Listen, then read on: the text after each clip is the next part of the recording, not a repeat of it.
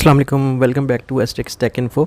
आज की वीडियो बहुत ही इंपॉर्टेंट है। अगर आप लोग जानना चाहते हैं कि हब्स के मौसम में भी आपका रूम कूलर प्रॉपर कूलिंग करता रहे और वो चिप का एहसास आप लोगों को तंग ना करे, जो नॉर्मली हब्स के मौसम में शुरू हो जाता है। रूम कूलर के सामने आप बैठ नहीं पाते और आपको एसी की ज़रूरत पड़ती है, और पंखे में बैठना तो वैसे ही मुश्किल होता है हब्स के मौसम में।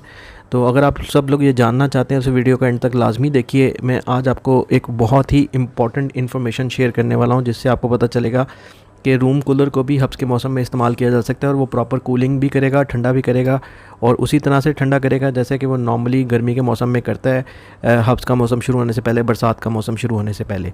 तो आइए वीडियो को शुरू करते हैं। मैं आपको बताता हूँ कि क्या करना पड़ेगा। जैसे कि आप सब लोग जानते हैं कि कूलर के काम ना करने की वजह हब्स के मौसम में सबसे बड़ी वजह जो है वो यही होती है कि हवा में नमी का तनासुब बढ़ जाता है। बहुत ज़्यादा नमी आ जाती है हवा में बरसात के मौसम में, जिसकी वजह से कूलर का जो फंक्शन है, जो पानी को वेपोरेट करने के साथ वो जो हवा में ठंडक और ताज़गी पैदा करता है, वो ख़त्म हो जाता है, क्योंकि हवा में नमी बहुत ज़्यादा हो जाती है और जिसकी वजह से हवा भारी हो जाती है और वो कूलिंग का एहसास जो है वो ख़त्म हो जाता है।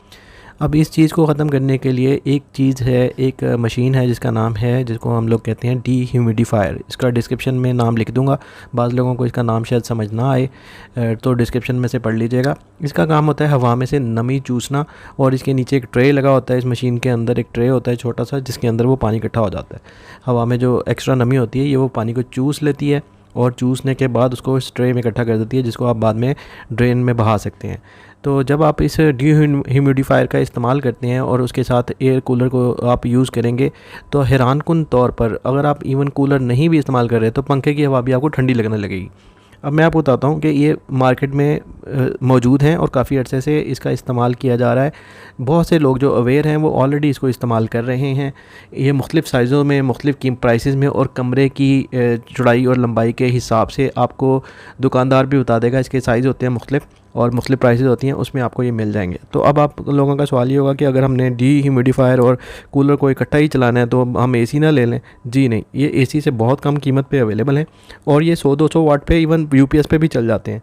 तो बिजली का बिल इनका बहुत ज़्यादा कम है। आप सोचेंगे एक कूलर की जो वाटेज है वो 200 वाट के करीब है, और अगर ये 100, 150 और 200 के बीच में आपको मिल जाते हैं तो 200 वाट इसका आप कंसीडर कर लीजिए। तो 200 और 200 400 वाट। और दूसरी बात ये कि इसको आपको सारी रात भी नहीं चलाना पड़ता, सारा दिन भी नहीं चलाना पड़ता। अगर आप क्लोज इन्वायरमेंट में, जैसे अपने कमरे में कूलर लगाया हुआ है, तो आपको 1 से 2 घंटे लगाने के बाद अपने कमरे की जो एक्स्ट्रा नमी है वो ये एब्जॉर्ब कर लेता है, और उसके बाद आप इसको चाहे बंद कर दें, फिर भी कूलिंग का एहसास बाकी रहेगा। बल्कि इवन आपका पंखा भी जो है वो ठंडी हवा देना शुरू कर देगा गर्मी के मौसम में। अगर आप लोग फिर भी कंसर्न हैं तो इसके बारे में आप इंटरनेट पे और दूसरी वीडियोस भी चेक कर सकते हैं कि जो बात आपको बताई जा रही है वो सच है या नहीं है।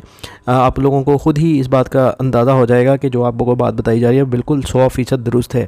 और अगर आपके किसी अजीज़ के पास ये मौजूद है या उसने पहले से ख़रीद रखा है, तो आप उसका लेके 1-2 दिन के लिए चेक भी कर सकते हैं। इससे आपकी जो कूलर की जो कैपेसिटी है काम करने की, जो कूलिंग करने की हब्स के मौसम में, वो बहुत ज़्यादा बढ़ जाती है, क्योंकि आपके कमरे की हवा जो है वो खुश्क हो जाती है, तो वो ठंडी होना शुरू हो जाती है, ज़्यादा ठंडी होना शुरू हो जाती है। बिल्कुल उसी तरह से जैसे कि समर स्टार्ट होने पे कूलर बड़े अच्छे काम करते हैं और उनकी कूलिंग और ताज़गी जो है वो उसी तरह से 2-3 महीने तक रहती है हब्स का मौसम शुरू होने से पहले पहले। तो इसके बारे में एक और चीज़ आपको बताता चलूँ। अगर आपको छत पे कूलर लगा के सोने की आदत है, या किसी ऐसी जगह पे जहाँ पे सेन में, या कोई ऐसी बड़ी जगह जहाँ पे कि ओपन एनवायरनमेंट है, तो ये काम नहीं करेगा, क्योंकि इसके लिए क्लोज एनवायरनमेंट की ज़रूरत है। जैसे कि रूम या हॉल में है तो आप उसके साइज़ के हिसाब से लेके इसको इस्तेमाल कर सकते हैं। ये रूम या हॉल के अंदर काम करेगा, सारी दुनिया की नमी ये नहीं चूस सकता। तो इस बात का ध्यान रखिएगा ताकि ये अच्छे से काम कर सके आपके लिए।